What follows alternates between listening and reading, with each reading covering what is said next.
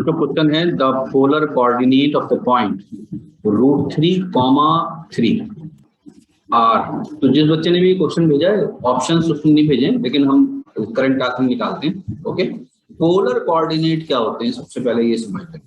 ठीक है, polar coordinate कहते किसको हैं? अगर पोलर कोऑर्डिनेट पूछें तो ये कौन से कोऑर्डिनेट है? ये बेसिकली है रेक्टेंगुलर कोऑर्डिनेट। ये कौन से कोऑर्डिनेट है?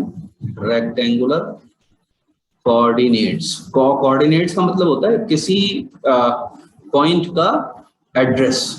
ठीक है, तो सपोज ये एक्स वाई एक्सिस हैं।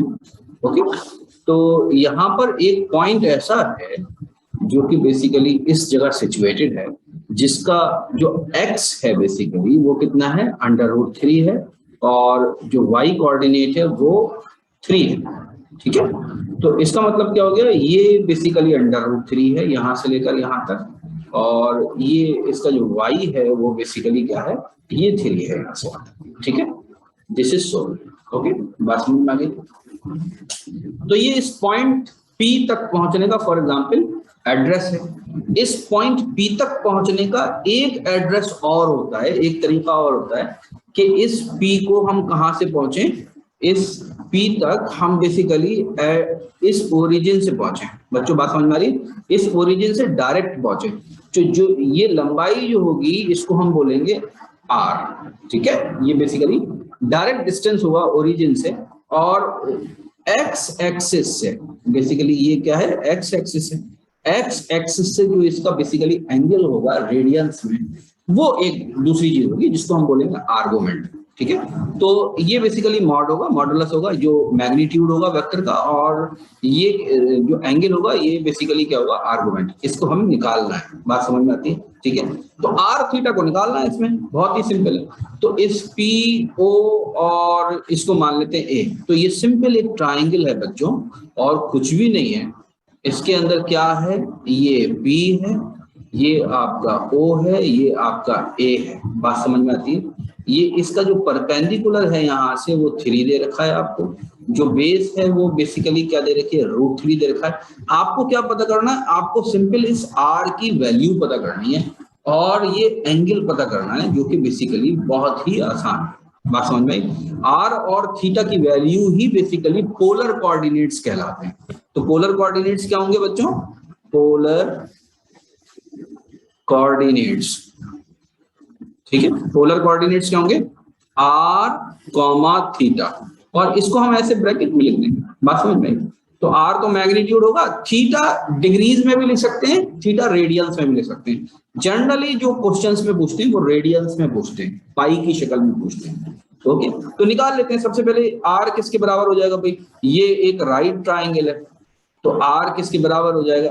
r इज बेसिकली, r का square is as good as OP square, and it is hypotenuse. ये किसके बराबर है? बेसिकली हाइपोटेन्यूज है। ये किसके बराबर हो जाएगा बच्चों? ये बराबर हो जाएगा AP का स्क्वायर प्लस OA का स्क्वायर हो जाएगा। AP का स्क्वायर किसके बराबर है? ये 3 के बराबर है, 3 के स्क्वायर के। OA किसके बराबर है? √3, इसका स्क्वायर हो जाएगा, और यही बेसिकली R स्क्वायर हो जाएगा।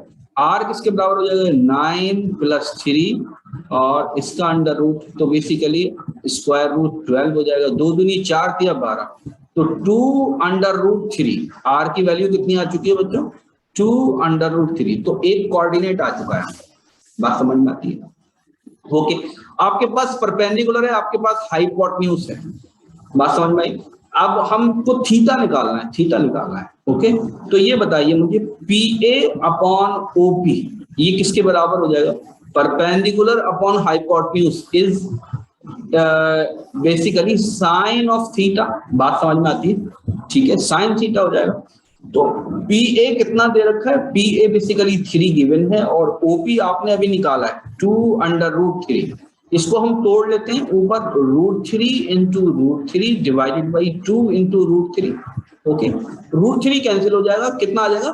√3/2। तो sine theta is equal to √3/2। तो साइन थीटा कौन सा थीटा √3/2 होता है? 60 होता है, हम सब जानते हैं। तो इसको ऐसे लिख सकते हैं, theta is equal to sine inverse √3/2 is equal to 60 degrees. 60 degree आ गया। अब इसको रेडियन में कैसे करना, हम जानते हैं 180 degree is equal to pi radians होता है, ठीक है। तो 60 डिग्री किसके बराबर हो जाएगा, 60 हो जाएगा 60 degree into pi upon 180 degree radians. तो ये कट जाएगा, नीचे आपके 3 आ जाएगा, बात समझ में आ गई। तो क्या हो जाएगा पाई बाई 3। तो हमारे जो पोलर कोऑर्डिनेट होंगे बच्चों वो क्या हो जाएंगे, पोलर कोऑर्डिनेट्स, ठीक है। पोलर कोऑर्डिनेट्स किसके बराबर हो जाएंगे बच्चों, सबसे पहले तो r की वैल्यू लिखेंगे, तो ये हो जाएगा आपके 2√3 कॉमा एंगल कितना आया बच्चों, पाई बाई 3, ठीक है, पाई बाई 3। तो this is the polar coordinate, बात समझ में, r की वैल्यू और थीटा की value. Okay, I hope answer clear होगा।